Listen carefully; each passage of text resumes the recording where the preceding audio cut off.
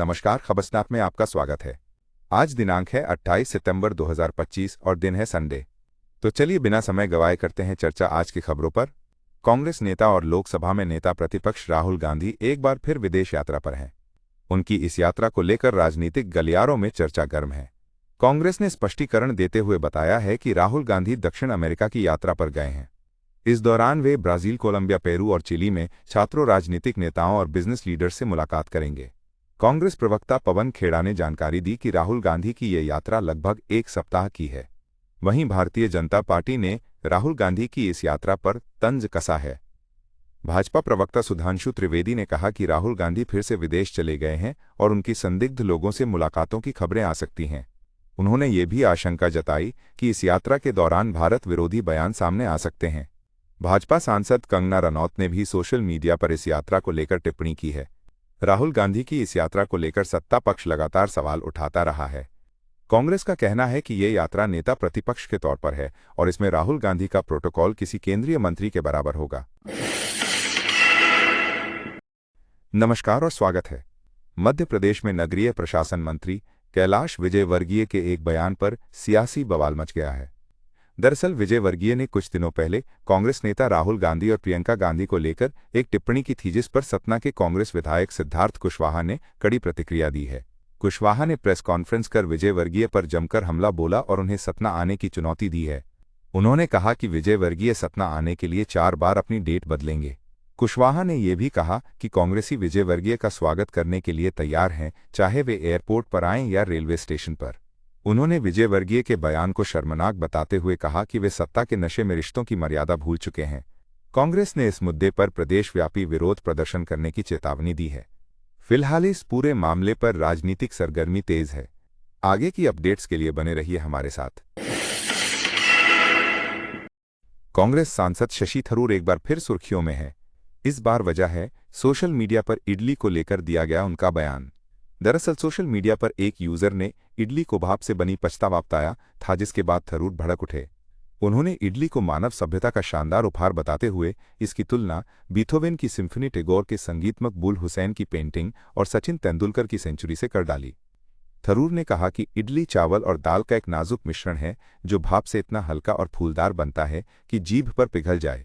उन्होंने ये भी कहा कि इडली के साथ सही चटनी और सांभर का होना इसे और भी खास बनाता है। थरूर के इस बयान के बाद सोशल मीडिया पर इडली और डोसा को लेकर एक नई बहस छिड़ गई है। कई लोग थरूर के समर्थन में उतरे हैं और इडली को लाजवाब बता रहे हैं, तो कुछ लोग डोसा को बेहतर बता रहे हैं। कानपुर से एक बड़ी खबर सामने आ रही है। समाजवादी पार्टी के कैंट विधायक मोहम्मद हसन रूमी का एक वीडियो सोशल मीडिया पर तेजी से वायरल हो रहा है। इस वीडियो में विधायक रूमी भाजपा के चुनाव चिन्ह कमल के सामने भाषण देते हुए दिखाई दे रहे हैं, जिसके बाद राजनीतिक गलियारों में अटकलों का बाजार गर्म है। वीडियो लाल बंगला क्षेत्र में आयोजित एक सरकारी कार्यक्रम का बताया जा रहा है। रूमी ने सफाई देते हुए कहा है कि वे एक सरकारी कार्यक्रम में शामिल हुए थे जिसे भाजपा ने हाईजैक कर लिया। उन्होंने इस मामले में अधिकारियों और विधानसभा अध्यक्ष सतीश महाना से शिकायत भी की है। उनका कहना है कि सड़क के शिलान्यास का कार्यक्रम सरकारी था और क्षेत्र के विधायक होने के नाते उन्हें आमंत्रित किया गया था। वहीं पार्टी के महानगर अध्यक्ष फजल महमूद ने इस प्रकरण पर अनभिज्ञता जताई है। इस घटना के बाद से ही विधायक रूमी के भाजपा में शामिल होने की अटकलें तेज हो गई हैं। फिलहाल इस पूरे मामले पर समाजवादी पार्टी की ओर से कोई आधिकारिक बयान नहीं आया है। राजनीतिक विश्लेषकों की नज़र इस घटनाक्रम पर बनी हुई है। लेह से एक बड़ी खबर सामने आ रही है। पुलिस महानिदेशक SD सिंह जम्वाल ने पर्यावरणविद सोनम वांगचुक को लेह में हुई हिंसा के लिए जिम्मेदार ठहराया है।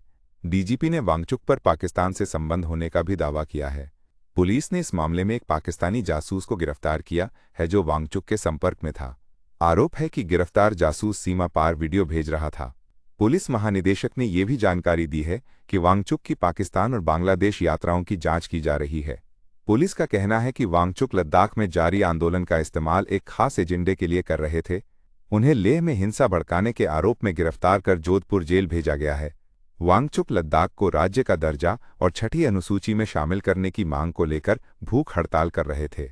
इसी हड़ताल के दौरान लेह में हिंसा हुई थी, जिसमें कई लोग घायल हुए थे और कुछ की मौत हो गई थी। पुलिस मामले की गंभीरता से जांच कर रही है। बिहार में चुनावी सरगर्मी तेज हो गई है। मुख्यमंत्री नीतीश कुमार ने गोपालगंज में एक कार्यक्रम के दौरान पूर्ववर्ती लालू राबड़ी सरकार पर जमकर निशाना साधा। उन्होंने कहा कि 20 वर्ष पहले बिहार की हालत बेहद खराब थी, लोग घरों से निकलने में डरते थे और कानून व्यवस्था पूरी तरह से चरमरा गई थी। उन्होंने व्यंग्यात्मक लहजे में कहा, ही सब कुछ किया है जी।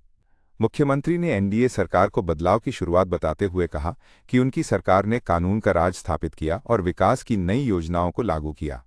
उन्होंने कार्यकर्ताओं से अपील की कि वे सरकार के विकास कार्यों को जन जन तक पहुंचाएं और बिहार के बेहतर भविष्य के लिए मिलकर काम करें। नीतीश कुमार ने पिछली सरकार के समय विकास की धीमी गति और असुरक्षित जीवन का भी जिक्र किया। उन्होंने कहा कि एनडीए सरकार ने भ्रष्टाचार और अपराध पर अंकुश लगाकर जनता का विश्वास फिर से जीता है। उन्होंने बिहार की तरक्की के लिए सबको मिलकर काम करने का आह्वान किया। नमस्कार और स्वागत है। राजस्थान के नागौर से एक बड़ी खबर सामने आ रही है। बाड़मेर से कांग्रेस नेता मेवाराम जैन के पोस्टर विवाद के बाद अब मेड़ता में बीजेपी नेता लक्ष्मण राम मेघवाल के पोस्टर पर कालिख पोतने का मामला सामने आया है। मुख्यमंत्री भजनलाल शर्मा के दौरे के लिए लगाए गए होर्डिंग पर विधायक मेघवाल की तस्वीर पर अज्ञात व्यक्ति ने कालिख पोत दी, जिसके बाद इलाके की राजनीति गर्मा गई है। घटना की जानकारी मिलते ही प्रशासन ने तुरंत कार्रवाई करते हुए होर्डिंग को हटवा दिया है। हालांकि इस मामले में अभी तक कोई शिकायत दर्ज नहीं की गई है, लेकिन प्रशासनिक अधिकारी जांच में जुट गए हैं। विधायक लक्ष्मण राम मेघवाल ने इस घटना पर प्रतिक्रिया देते हुए इसे निंदनीय बताया है। उन्होंने कहा कि राजनीति में इस तरह की हरकतें शोभा नहीं देती। फिलहाल स्थानीय प्रशासन अपने स्तर पर मामले की जांच कर रहा है। आगे की जानकारी के लिए बने रहिए हमारे साथ।